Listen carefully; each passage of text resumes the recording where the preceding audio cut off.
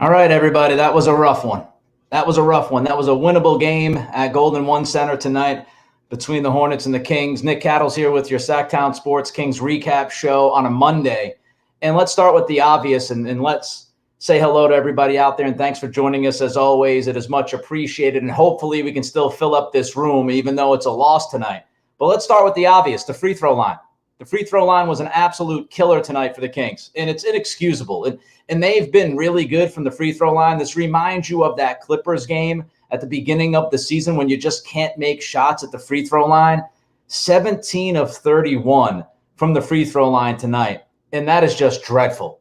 Absolutely freaking dreadful. 125, 119, simple math skills tell me that's a 6-point loss. You lose by 6 points when you miss 14 free throws. 14 free throws is an astronomical amount of free throws to miss in a game, especially when you're home. 17 of 31 is just rough. And that's all you got to look at, right? We'll get into other stuff about this game, but when you shoot 17 of 31 from the free throw line and you lose a 6-point game at home, that pretty much tells you everything you need to know. You knock down your free throws, you win this game. It's over. Game, set, match. You improve to 17 and 12. You feel great getting off to a good start with this homestand, but instead you're left with the big fat L, losing to the Hornets because you shot 17 of 31 from the free throw line. One other thing that I just want to mention here at the top, which bothered me, Kevin Huerter's foul late. It's a bad play. It's a bad play by Huerter. He obviously had no idea there was a 3-second differential between the game clock and the play clock. You're looking at a 3-point game at that point. You've got to make sure you know the situation, and you can't pick up that foul if you're Kevin Huerter. You just can't. And honestly, Huerter was brutal tonight. He was bad. And, I was the guy at the front of the line talking about how Huerter was a great pickup, and I still believe he's a great pickup and was a great pickup. But he has been struggling more often than not the past few weeks. And tonight, he was just bad. He was 3 for 11 from the floor. He was 3 for 8 from three-point land. He did not play well. I did not like the shots that he took tonight. I thought, many of the decisions he made offensively, especially in the first half, I did not like Huerter's decision-making offensively during this game, especially in the first half. And then you get that late foul, which is just, you can't do it. The coaching staff was obviously upset. They were disappointed in Huerter picking up that foul. And who knows? 3-point game, you come up with a stop. Instead, you give the foul. Now it's a 2-possession game because of the free throw. And the next thing you know, it just makes it almost impossible to come back from. So the Huerter foul was just a boneheaded play when you just didn't need it. You just 3-second difference. You've got to make sure that you play defense there. You force the Hornets to get a bucket. You can't give them the easy pass and send them to a free throw line. So there you have it. Huerter, terrible foul at the end of this game. Let's talk about De'Aaron Fox for a minute, because Fox was absolutely fantastic tonight, especially in the fourth quarter. I mean, he put this team on his back in the fourth quarter. That was the only reason they went from 9 down to actually having a chance to win this game. And he had a 3-point play. They came up with a couple of stops. He hits a couple of free throws. He then made a layup. He went back to the line. I thought that Fox was tremendous tonight in the fourth quarter. And it was funny because at halftime I was trying to figure out what was going on with him. He had 11 points, so it wasn't like he was MIA in the first half. He had a quiet 11 points. And then he just absolutely took this game over in the final 6-7 minutes, and he was awesome. De'Aaron Fox was awesome, giving you a chance to win that game in the fourth quarter. Unfortunately, they came up short. He was 13 to 22 from the field. He had just a ton of points in the fourth. I don't know if it was 16 or 18 points. He kept scoring at will. Nobody could stop him. He was just nonstop aggressive, taking it to the bucket over and over and over again. I thought Fox was great tonight. He was especially great in the fourth quarter. So you had Fox showing up in the fourth quarter and playing his butt off. In the first half, you had Domas, who was just a machine. His first half, 14, 16, and 5. 14, 16, and 5 in the first half for Domas. And I mean, his stat line now, his counting stats are just becoming comical at this point, how good he's been. Tonight, 28 points, 23 rebounds, 7 assists. He also added a steal.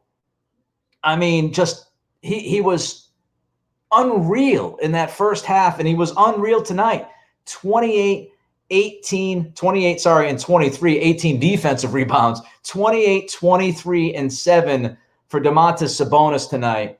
And he continues to do yeoman's work. He continues to really define this basketball team. He's the most consistent guy. Obviously, Fox coming back from the injury, coming back from the sickness. He's looked as good as he could look the last 2 games, which is a great silver lining to tonight's game. Fox looking healthy. Hopefully when he knocked knees late, it's not going to bug him too much. But man, Domas, what a game. 28, 23, and 7. And he just continues to be the steady force in that paint. Now, here's what I want to talk about with Domas. And I mentioned it on the show today with Rami, Cattles and Rami, 3 to 6, Monday through Friday, Sactown Sports. I have a concern about Domas. My concern about Domas is how much they're asking of him. And so far, he has been able to answer the bell over and over and over again. But my concern with Domas is how much he's playing. And I said that today on the show. You look back, this is now 4 out of the last 5 games. Domas has played 39 minutes or more. 4 of the last 5. And you saw what happened tonight. The issue and the reason why you've got to play Domas so much is because you don't have an answer on your bench at his position. And, going back 3-4 weeks ago when we were watching Chimezie play the small ball 5, Chimezie was doing a great job at his role, okay? Great job at his role.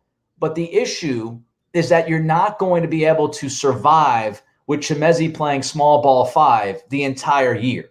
You eventually have to get one of your bigs, whether it's Richaun Holmes, Alex Len, or somebody else that you can get from the outside. I mean, I was watching Mason Plumlee tonight, and honestly, I think Plumlee would be a great answer to come off the bench for this Kings team. He's a good passer. He's active on the glass. He can protect the rim. He's a big body who plays physical.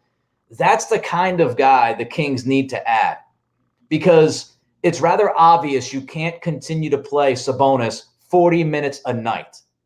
You just can't do it. This isn't the playoffs.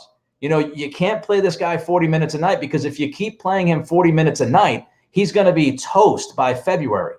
And so there's the good and the bad about Domas. He's been fantastic. He's been great. He's been beyond anybody's wildest expectations this year.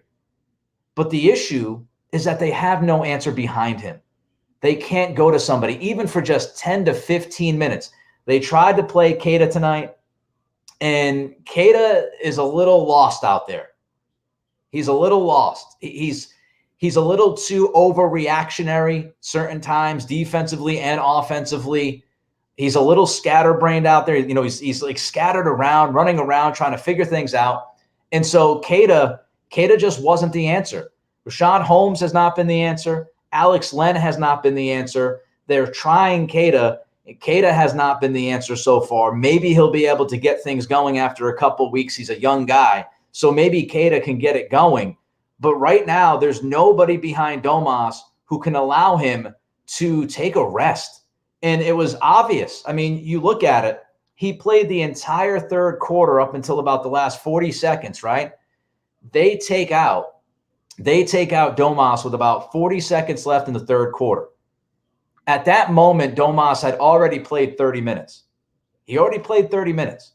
He's taken out at the very end of the third quarter. Mike Brown intelligently takes him out, get a quick rest. You have the TV timeout once the quarter ends, so you can buy a couple of extra minutes. That's what Coach Brown is thinking. But then, when you look at it, Keita only was out there for like 90 seconds.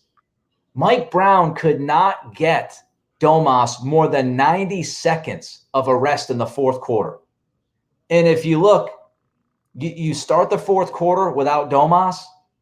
Charlotte comes out on an 8-0 run. Immediately. An 8-0 run with Domas on the bench.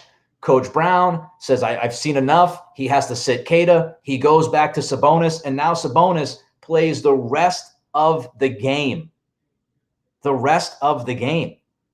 So, I mean, when you look at the minutes, 40 minutes tonight, or 41 minutes tonight, he played 40 and 41 minutes the prior two games. He's just stacking up the minutes, and they have to address it. Monty has to go out there and find somebody who can give them at least 10 to 15 minutes a night to back up Sabonis. If they don't do it, they're just going to run this guy into dust. He's been awesome, but they're going to run him into dust. So they need a big. You wish it was Richaun Holmes, but man, Richaun just doesn't look like the same guy. So you're not getting it from Holmes. You're not getting it from Len. You're asking a lot from Keita. I don't think he's there yet. And so Domas is playing 40 minutes a night. And it's also not only the minutes he plays, it's how hard he plays. I mean, the guy has just a tremendous compete level. And so he's working hard offensively and defensively. He's the guy who is really the physical component of this team. So, Domas was fantastic. I still remain concerned about his minutes. They've got to figure out what they're going to do to help him, take some minutes off, because if they don't, it's going to be a rough patch for him come February. It really, really is. The other issue tonight, there were a lot of issues.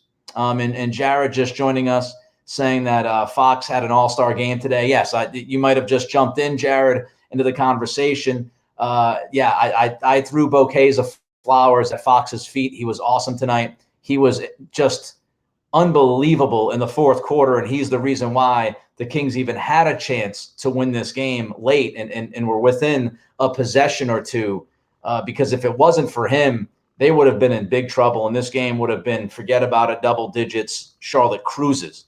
Fox was aggressive. He looks healthy, and that's a great thing. Big picture, not to get wrapped up into tonight's game too much, big picture, that's awesome to see Fox looking healthy. The other issue that we saw is, and Mark talks about this with his post, our defense was terrible tonight. Yeah, the first half defense especially was really bad. It was just easy bucket after easy bucket. They were ball watching too often, allowing way too many easy cuts to the bucket for layups. They were giving up drives, straight line drives, to kickouts. It was just a nonstop layup line and a nonstop dunk line in the first half. They gave up 46 paint points in the first half. 46 points in the paint in the first half they gave up. 52% from the field was Charlotte. And that's disappointing, because we know the Kings have played much better defense, and they continue to kind of, jump up the ratings defensively over the past several weeks. Tonight, that defense was non-existent in the first half. And then in the fourth quarter, you let LaMelo Ball get going until you put Davion out there. Davion came up with at least a couple of stops, but LaMelo scored, 16 points or so in the fourth quarter. He got going from distance. The defense was not good enough. At the end of the day, they gave up 72 points in the paint. That's outrageous. 72 points in the paint is ridiculous. Absolutely ridiculous for an NBA game. 72 paint points. If you're wondering, the Hornets were plus 16 in the paint against the Kings. And also another thing, and Katie hit on this a few times during the game, another issue was the fact that second chance points. When you come up with the stop, you got to get the defensive rebound, man. And, you allowed Charlotte some offensive rebounds, some easy putbacks, second chance points. So defensively, what killed you, it was points in the paint, and it was second chance points. And those easy buckets for a team like Charlotte, they're going to feast on them. And that's what they did tonight.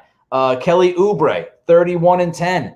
You couldn't really, find a wing who could defend him consistently. And that's, the KZ Okpala thing. I think when people look at Okpala, the reason why, he's playing or at least was playing, his minutes have been very off and on. but you need somebody at the wing position. HB goes out tonight, something to keep an eye on. Harrison Barnes left the game, did not come back with a quad contusion. Is that going to cost him a couple of games? We'll have to wait and see. If Barnes is out, that's going to have a major impact because the Kings, they don't have great wing depth. They don't have a lot of guys that are, 6'7", 6'8", that can defend at a high level. So if HB is out, now you got to ask more of Keegan. You've got to ask more of Trey Lyles, Chemezi, Okpala. Those guys might get looks. So we've got to keep an eye on the Barnes injury because that could be a big one. That could be an absolute big one. Tim Cassidy, again, jumping in. Thanks for joining us as always. Nick Cattle, Sactown Sports Kings Recap show here on a Monday night. Tough loss, 125-119 to Charlotte at Golden 1. And Tim jumps in and says, free throws. Man, free throws. Yeah, we talked about it at the beginning. That's obviously the highlight item for tonight, unfortunately. 17 of 31 from the free throw line. You make your free throws, you win this game. You make half your free throws that you missed, you win this game. 17 of 31, you just think about it. And that's why, I'll be honest, I wouldn't be worried about this game. Yeah, it sucks that they lost. You don't want to lose. But in the big picture, we're talking about things that are fixable, right? We're talking about the paint points being at 72. You can fix that. We're talking about defensive rebounding. You can do a better job by making sure you're putting bodies on guys, right? And we're talking about 17 of 31 from the free throw line. This was a perfect storm of things for the Hornets to win this game tonight. You had to be terrible from the free throw line. You had to be terrible giving up points in the paint. You had to be awful on the defensive glass. And you also needed Malik Monk and Kevin Huerter to have bad games. When you look at Monk and Huerter, they shot a combined 7 of 23 from the field tonight. And Malik is, he's been going through a little bit of a lull the past, week or two. And it showed tonight. Malik, if he's not making shots, if he's not making shots, he can play make a little bit. But, man, he's such a different player when he's making jumpers and making threes. And Kevin Huerter, again, he's doing the ebbs and flows roller coaster. Huerter and Monk tonight, 7 of 23. You just need those guys to play better and shoot better. You need them to make some shots, 7 of 23. So I think there's a lot of things here tonight that were anomalies, so I wouldn't be overly concerned. You're coming back from a long road trip. I said on the show today that I wouldn't be shocked if this was a close game and a tough game because you're coming back from that long trip. Now, the Hornets were on the second night of a back-to-back. So, I would have loved for the Kings to impose their will and physicality more than they did in this game to try to force them to feel that on their legs. And, they didn't. They didn't. So that's something that needs to, be addressed. They need to figure it out how to consistently impact the ball, especially when Davion's not in the game. When Davion's not in the game, who's going to impact the ball? Who's going to have a pickup point that's higher than, around the 3-point line? You can't allow guys to be cutting on you. Monk allowed a cut, Huerter allowed a cut, Keegan allowed a cut. You got to be man watching, not ball watching. That's the stuff that you need to fix, and you need to figure it out. You really need to figure it out. Second chance points, absolute killer. I see Michael Guerrero. The not so hot take from Poker Pro Eric talking about the Huerter foul was the correct call. If he doesn't follow, Charlotte can just run the clock out. No, actually, that's wrong, Eric. There was 3 seconds of a difference. There were 3 seconds of a difference. So if Huerter doesn't foul there, if you come up with the stop, you still have 3 seconds.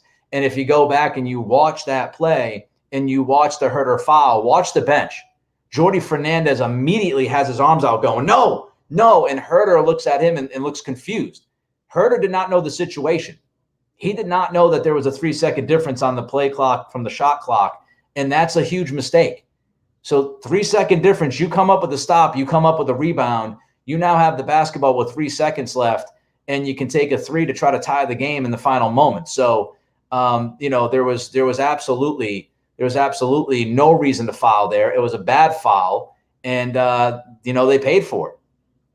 They paid for it. So it was a really bad foul by Kevin Huerter at the end of the game, and it just wasn't. It wasn't.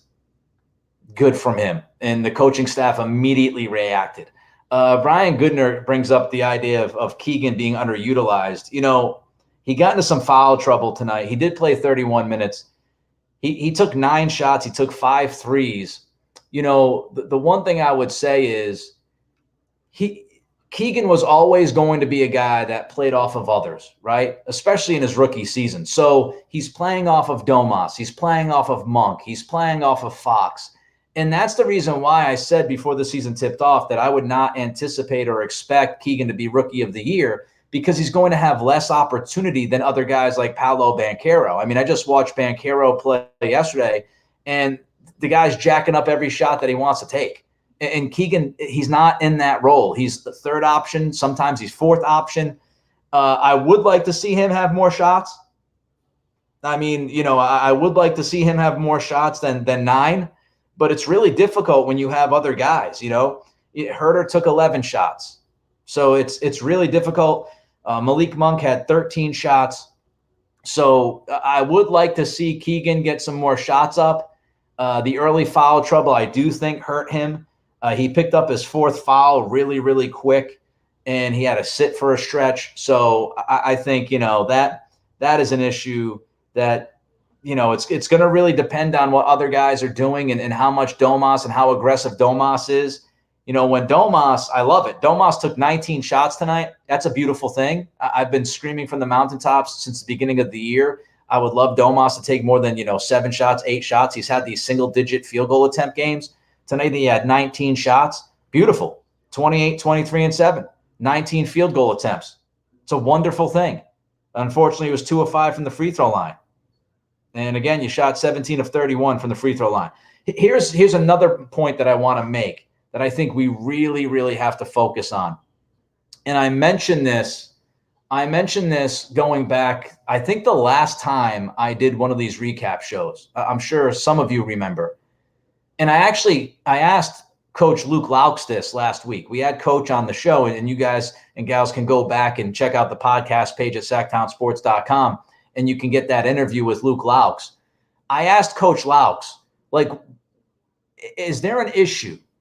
Are you guys concerned? I forget how I phrased the question, but the idea was, what are you offensively when Domas is out of the game? What are you offensively when Sabonis is sitting? Because what you're seeing some of these lulls. And tonight, again, 90 seconds to start the 4th quarter, you give up an 8-0 run, and you're disorganized, you're sloppy offensively. It's not a coincidence that Sabonis is on the bench. Then Sabonis comes back out there, and you go on a run. What is this team's identity when Sabonis is not on the floor? Major question. And because he's playing, as we talked about earlier, he's playing 40 minutes.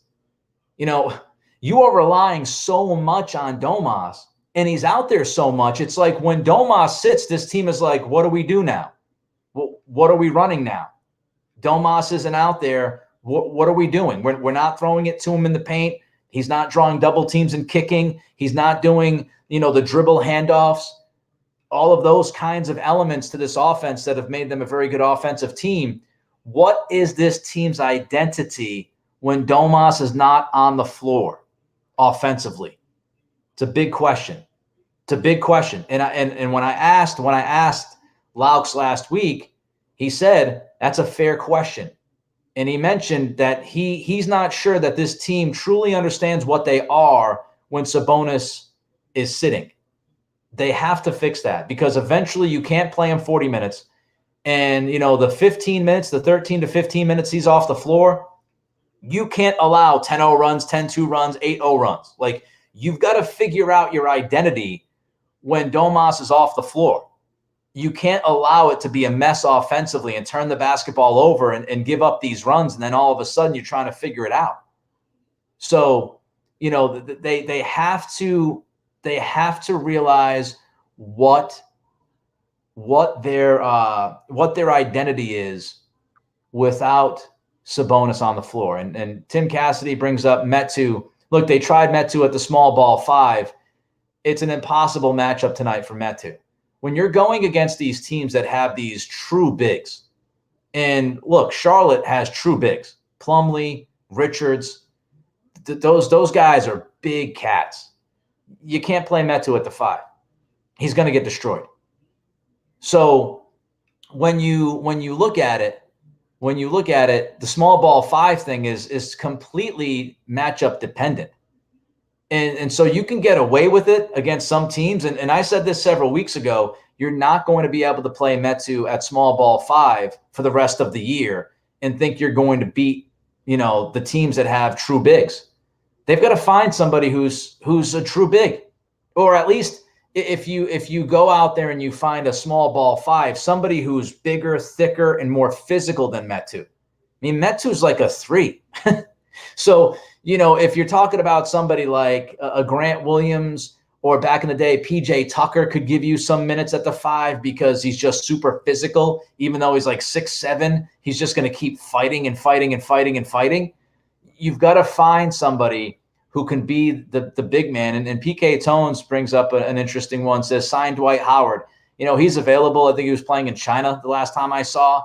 Again, I wouldn't mind going after Mason Plumlee. He makes about $8 million. This is the last year of his contract. I think Plumlee would be the perfect guy to come off the bench and give you 15 minutes and be physical and rebound and defend. And Plumlee's also a pretty good passer. So there you have it, guys. I'm going to bounce 125-119. Charlotte wins. Free throw line killed you. Points in the paint killed you. Second chance points killed you. Kelly Oubre, 31-10. You couldn't find a consistent defender against that guy all night long. And you also have to figure out this Domas thing. Minutes. What happens when Domas is off the floor and you can't keep playing him 40 minutes a night? He's just not going to have enough gas left in the tank when you need him in February, March, and April. Back tomorrow, 3 to 6. Cattles and Rami, Sactown Sports. We'll talk about the game then. Everybody have a good night.